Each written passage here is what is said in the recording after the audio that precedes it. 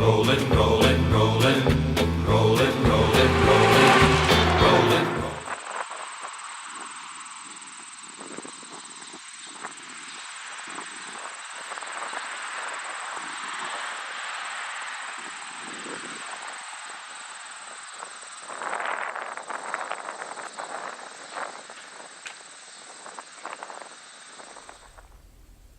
Here in Huron, South Dakota, there's a church with a lawn that's filled with crosses.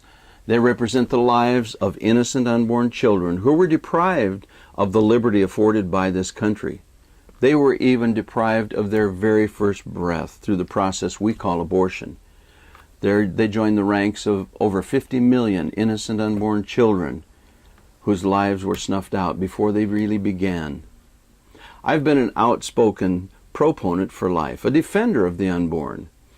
And I believe it's time we sent someone to the United States Senate who will speak out for life and the defense of women in crisis pregnancies. That's why I serve as president of the board of the CareNet Pregnancy Resource Center in Rapid City. And that's why I'm asking for your support in this important race for United States Senate.